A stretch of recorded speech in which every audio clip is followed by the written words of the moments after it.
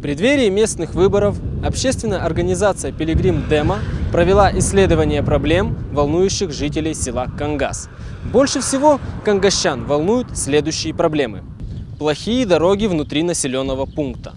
Жители села обеспокоены тем, что ремонт осуществляется только республиканской дороги, проходящей через село, в то время как дороги внутри села находятся в плачевном состоянии. Следующая проблема – это отсутствие мест для проведения досуга молодежи.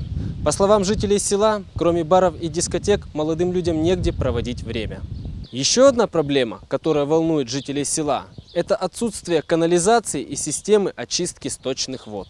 Особенно они обеспокоены тем, что это загрязняет водоемы и подземные воды, лишая таким образом населения качественной питьевой воды. Также жители Кангаза обеспокоены наличием большого количества стихийных свалок в селе, что является причиной его загрязненности. Но ведь главная проблема, которую создает вывоз мусора на такие свалки, является загрязнение окружающей среды вредными веществами, выделяющимися в процессе разложения мусора. Переполненное кладбище также является немаловажной проблемой местного населения. Решение данной проблемы жители видят в расширении границ старого кладбища.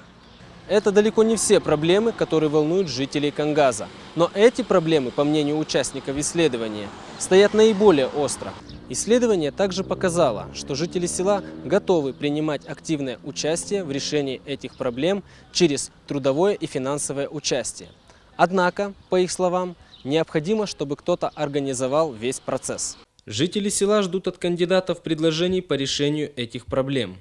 Призываем кандидатов представить свое видение по их разрешению и отстоять его на предвыборных дебатах, которые пройдут в селе Кангас 28 мая в 16:30 в Доме культуры.